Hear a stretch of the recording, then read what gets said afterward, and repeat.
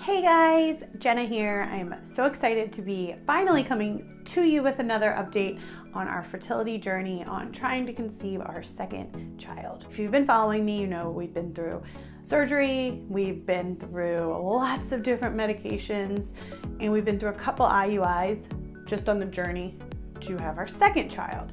So I'm excited to share with you what we've been doing since surgery and what we plan on doing going forward. It has officially been 4 months since I had my surgery. The surgery was basically to remove a polyp that was in my uterus, very, very small.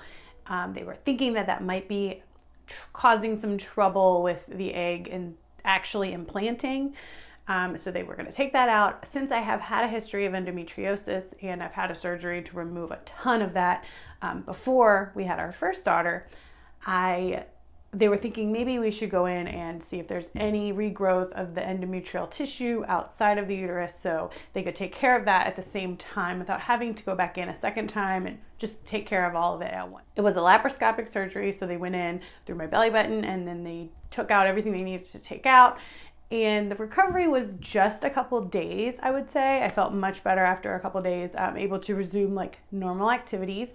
And that surgery was done around Thanksgiving of 2017. So here we are in March, almost the end of March 2018, and we have been trying some natural remedies for fertility or for infertility. I recently started going to see an acupuncturist, and that was recommended to me by a naturopathic doctor who I called on the phone and got to pick her brain a little bit. There were 2 different naturopath places I was planning on going. One wanted me to pay $500 just to go in and see the doctor, and the other one, this lady hopped on the phone with me. She was the doctor. It was her own practice, and I would definitely recommend her if you're in the Richmond area. Reach out to me. I can give you her contact information. Such an amazing experience. I almost felt like I should pay her just for the phone consultation, but she recommended that moving forward with naturopathic with her practice wouldn't be the best move since I've already gone so invasive in the past. We've tried medication, we've tried IUI. So she recommended an acupuncturist in the Richmond area, and I've been seeing her for a few weeks now. The first time I went to go see her, she recommended I bring any lab work that I've had done recently for hormone levels. Luckily, I could have that checked pretty easily. My mom works at a lab that does that. So I got the most recent, hormone checks that I could, brought them in, and it turns out my estrogen was through the roof high. My testosterone was really low, especially for somebody that works out as much as I do. It was alarming. Now I know people with endometriosis can have, waxing and waning levels of estrogen. And I know that depending on in your cycle, wherever you are, it can be extra high or extra low. But this was alarming to the acupuncturist. And it even said on the sheet that it was high. So we've been working on circulation, which is, I think, what acupuncturists do. I'm not a doctor and I don't have any medical background, but what our plan is moving forward with acupuncture is to have blood flow being circulated to all the parts of the body, especially the uterus, and make that more of a blood moving environment instead of a stagnant environment, which it can become. Also, things tend to grow in stagnant environments like polyps, endometrial tissue, so endometriosis, cysts. You want to keep the blood moving as much as you can and circulating. This is how she explained it to me. So moving forward, I go to see her once a week. She does put some needles in, not in my abdomen, which is what I thought, since it's for fertility. She puts them in certain places on my wrists and my feet.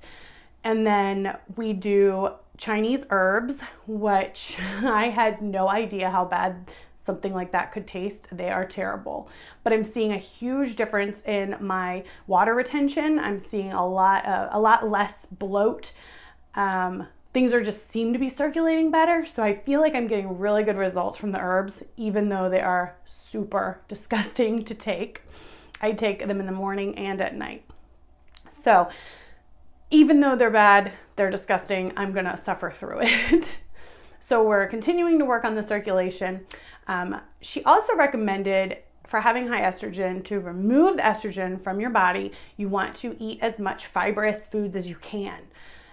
I'm also adding in a fiber supplement to my regimen of already eating fruits and vegetables. And if you've been following my fitness journey, you know it's hard for me to stay on track every single day. You know, some days are like I'm perfectly on track. I'm eating so healthy and so many good foods. And the next day I'm like eating no good foods for me. So my, I guess my nutritional journey is like up and down, up and down.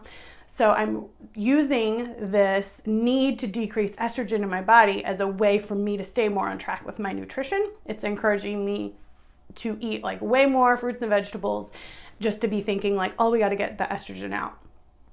So that works for me. Also adding the supplement in, I think is helping. I've only done it one day, so I'll let you know. I'll give you an update on that. So we've been doing this a natural way for a few months now. Up until 3 months after surgery, I was like thinking, okay, we need to kind of give my body a period to adjust.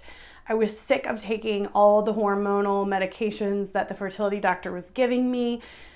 My moods were crazy on some of the medications, and I just am leading such a more natural lifestyle that it was really going against kind of everything I believe in, as far as like natural as possible. So kind of made a huge shift away from the fertility doctor into the more natural medicine, and we're just gonna see what happens. I think because the situation was fixed, like the polyp was removed, some endometrial tissue was removed, I'm hoping that I'm fixed and it's just gonna take me a few more months to actually get pregnant on our own. But every month, of course, is like, oh, really, another month? You know, every month I think it's gonna be it, and it's not. And anybody that's been through a fertility journey can relate. You know, it's an up and down. You're up because you're thinking you're going to get pregnant, and then all of a sudden you start your period and you're like, oh, and then the next day you're like, okay, next plan, we need to start trying for the next month. And there's almost like no time to even grieve that you didn't get pregnant. It's like on to the next. So still having those like crazy up and downs, but I am leaving it more natural as we move forward. So staying away from all those medications, really trying to supplement my body with what it needs as far as fruits, vegetables, and I have been taking a few different supplements, like natural supplements and vitamins and minerals that I wasn't taking before. Feeling a lot better taking those, so I'm going to continue with that. I will record a video on what I'm taking. If you guys are interested in that, let me know. That's where we're at. We're moving forward. It's 4 months since surgery. It's officially been a year, more than a year of trying for our second child. After the surgery I had way back before we got pregnant with McKenna, it took us 6 months after the surgery to get pregnant with her, and we did get pregnant naturally.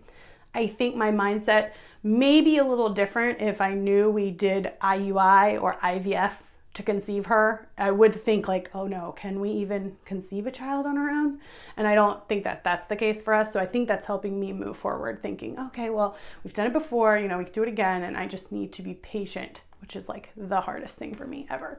So wanted to give you guys an update. I hadn't updated you since surgery.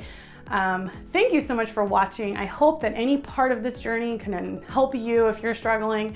That's why I do this. It's not easy to just hop on here and like tell you guys everything that's going on in my life, but knowing that somebody out there is like, I'm going through this alone, or thinking that nobody else has the same problems as them. There's a lot of us out there, and I would like to record these videos so that you guys know that you're not the only one. Thank you so much for watching, and I will talk to you guys later. Bye.